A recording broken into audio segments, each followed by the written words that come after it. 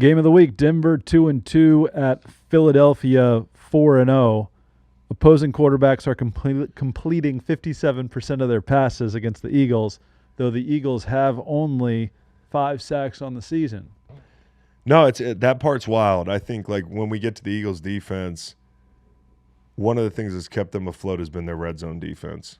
Like for sure, they're 15th in the league in like scoring defense. That could get ugly if they hadn't been so good in the red zone so far. Yep. But obviously they're playing well down there. I mean, they've made some big plays. Obviously, the benefactors of some big plays as well, where Kelsey drops the ball on the goal line, or Baker Mayfield throws the ball into Jahad Campbell's breadbasket there. Good player. Yeah, good player. Good player. And by the way, Nakobe Dean's coming back soon, so I'm interested to see how Vic Fangio kind of uses that group. Does he, he's been using Zach Bond to blitz a lot. Like, Bond's got a little pass rush in him. You just talked about the sacks? Like, I don't know. Could he be an edge rusher? People are talking, okay? People are saying. Now, as we talk about the game as a whole, Sean Payton versus Fangio. That's the most interesting matchup in this game. Sean Payton knows Fangio well and vice versa. He tried to hire him in 23, the year that Fangio's group beat Denver 70-20.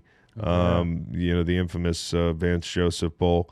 Vance has done a great job since. They also faced off in the infamous COVID Bowl. Was that Kendall Hinton? His name just came to the top of my mind. I couldn't remember his name earlier. That was them. They've had 6 meetings. Peyton's offense has averaged about 25 points a game, almost 400 yards a game. But obviously he knows as well as anybody, like, to beat Vic Fangio, you have to sustain long drives and not make mistakes. And I think that's what he's going to be preaching this week. And for that reason, we talk about the red zone. It comes down to making them drive, and then if you can down the red zone, getting a stop, making them kick field goals, taking the ball off them. So when it comes to the Eagles offense, because that's the group that's been making all the news, that's the squeaky wheel, right? The answer for Todd Bowles in the second half was sim pressures. And I'm kind of wondering, does Vance come back to that? It's not something they do at a high clip, but maybe they do throw it in there. I think, honestly, this game comes down to one thing for the Eagles offense. Well, it comes down to a few things, but you've got 2 tackles who are great, right, in Lane and Jordan. Lane has been dinged the last couple weeks, couple different things, missing, different amounts of time in the last 2 games. When he's not in there, things change. Okay, so he's got to be in there. If he's healthy, that's a start. You've got these 2 awesome edge rushers, and you saw them the other night in the fucking backfield before guys are getting out of their stance. They're sacking the quarterback with 3 men rushing, okay? Those guys are shot out of a cannon. They won't be quite the same on the road. But the point I'm going to make is, if you can just take care of those 2 guys, I say just like it's easy, but when your tackles are that good, I actually do like the tackles in that matchup, especially Lane. Okay, if he's healthy and he's out there, those guys are used to being on islands. So you got to, hey, these are 2 of the best tackles in the league. They're all pro guys. They got to play like all pros. You got to leave them alone on these 2 great rushers. So they're going to have to handle these 2 werewolves outside. And then you've got guys like Zach Allen, John Franklin Myers inside. Those guys are the guys that probably become the benefactors in a game like this, because Landon's not healthy. We've seen the PFF grades, which we just talked about in the Steve show, but we've seen the pressures allowed. Cam Jurgens is not playing his best ball. Steen's been in and out of the lineup. He's not Mekhi Becton. So I guess what I'm saying is the guys inside have to sort it out, and the guys outside have to be them, right? Lane and Jordan have to be their best, and they have to take care of the guys one-on-one. The dudes inside have to give help when necessary to whoever's a squeaky wheel. I would probably slide to Zach Allen. I'd probably, center's going with Zach Allen in a pass situation if I have a choice. As far as AJ is concerned,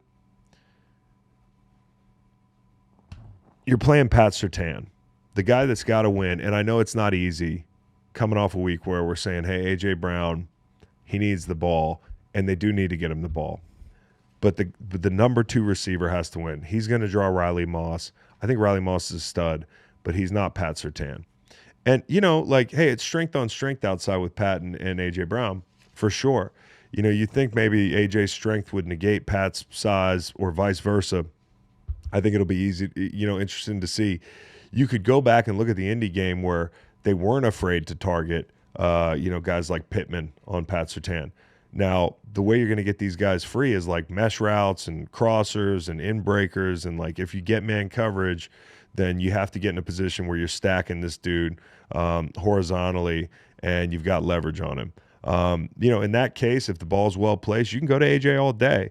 But the thing I worry about is trying to force him the ball against a very good corner in spots that, you know, a stop route or, you know, a comeback is not going to be as effective against Pat.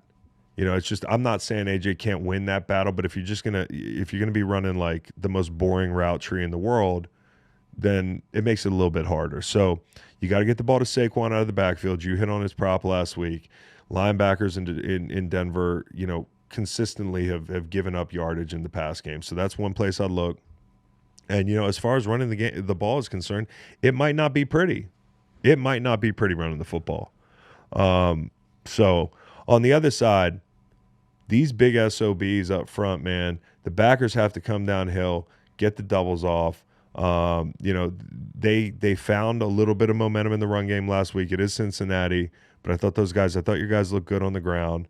You know, they're probably looking at the tape of a couple of these explosives that uncharacteristically Vic's group has let up and saying, hey, how can we get to some of these explosives? Denver missed them against the Chargers. Maybe this week they can find a way to get the ball deep. But the thing about it is you love the matchup outside Quignon and Cortland. You feel fine about that. Although I'm kind of curious how like Quignon, and I'm not saying this like I'm not sure he can. I'm curious like how he matches up with a big-bodied guy. Like Cortland Sutton. I'm sure we can look back and say, well, he did it this week or that week. He's a physical corner, and Cortland's a big cat, dude. So that's going to be a fun one. And DeJean's probably going to be on your guy, Evan Ingram, who hasn't been targeted a lot this year. So that's an interesting one. Like last week, and I thought this was sacrilege, Baker Mayfield and Grizzard, however the fuck you say his name, respectfully. Grizzard. Well, he's going to be Grizzard if he does more shit like this, which is 18 times they targeted Cooper DeJean and Quignon Mitchell. Like that to me is just your ass backwards there.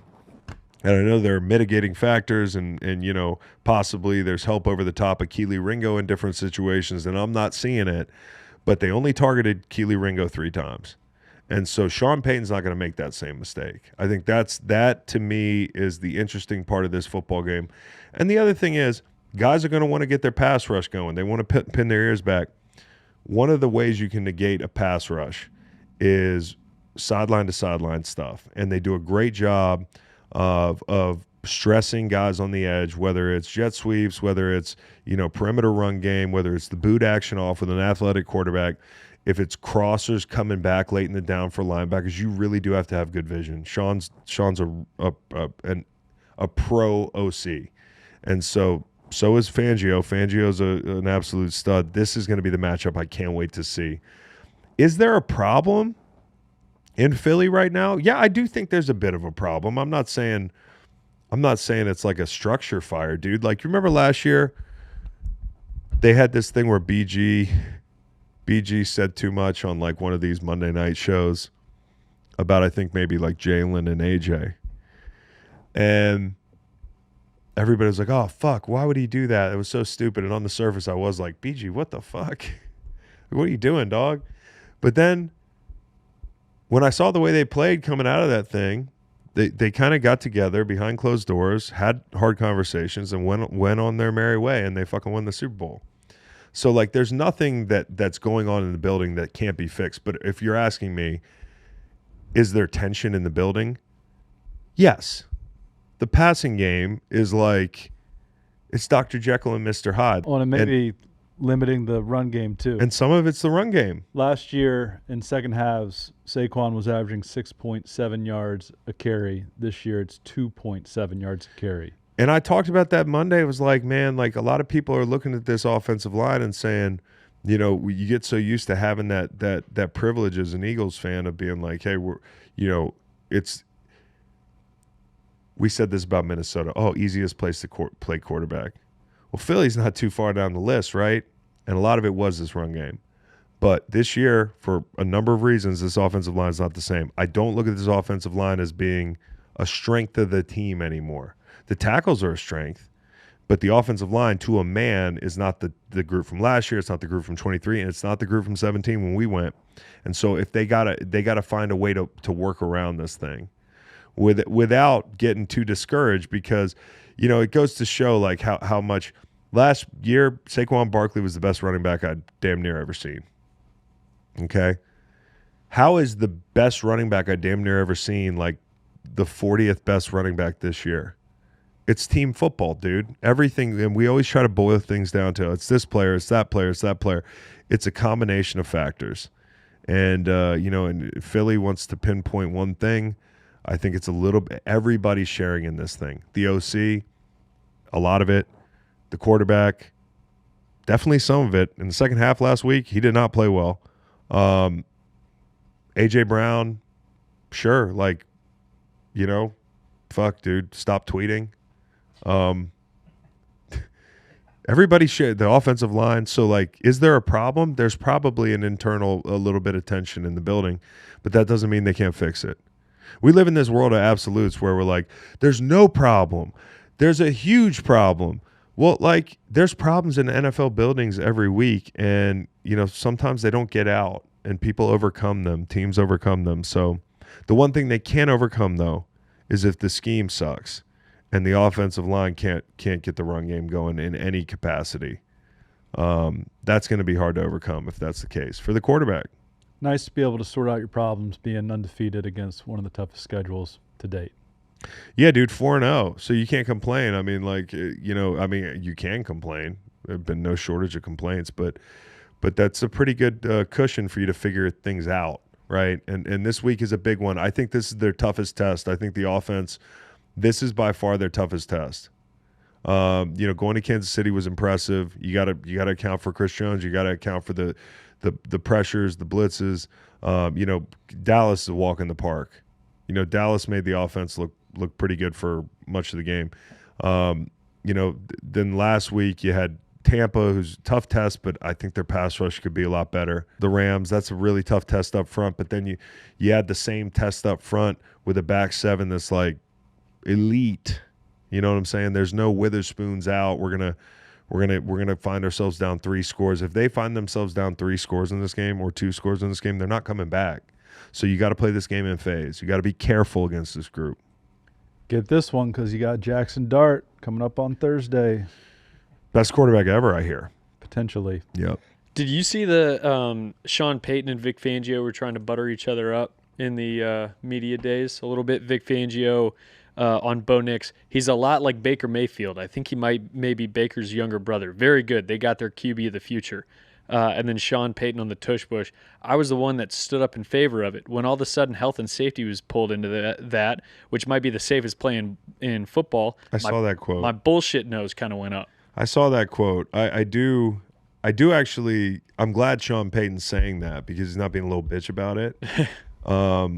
As far as what Fangio said, like, do you feel like you have the quarterback of the future? I'm all in on Bo Nix. I think you got to be. I think you got to be mid. And watch the Bengals game. I think he's got a lot of work to do to improve, but I do think you have a starting quarterback. I think you have a franchise quarterback.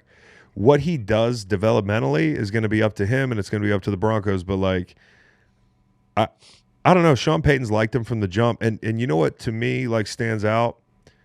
A good barometer is how teammates talk about a guy. His teammates fucking love him. It's literally all positive. Every single thing has been positive. Love him. That's another thing. The Eagles are 11-11 in the red zone this season. That's crazy. Out here scoring. That's crazy. So that's got to flip for Denver. They got to make a stop, and they got to get in the end zone because that's what the Eagles have been really good. You talk about situational football. You want to know why this team's 4-0 with all this crazy shit? They block kicks. They block punts. They've fucking been dynamite in the red zone.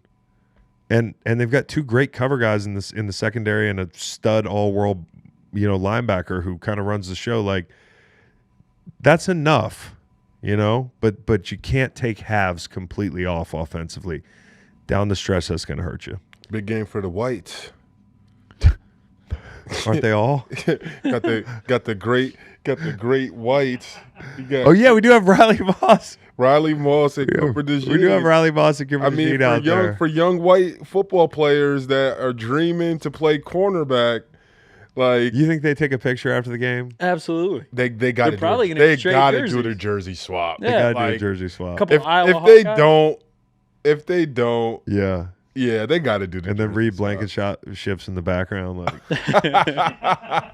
It's gonna be the meme. He's gonna be Squidward looking out his house window at SpongeBob. bro. Who did I see a couple weeks ago in a primetime game? Somebody put in a white cornerback I'd never heard of. It was maybe Miami or something. Oh, Oh yeah. This is a couple weeks ago.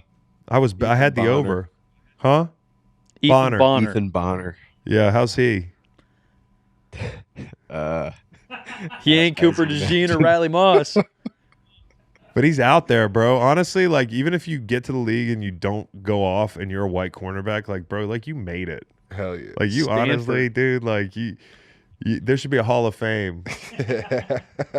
And it's just like Jason Sehorn and Ethan Bonner and like fucking Riley Moss and I can't even name too many more.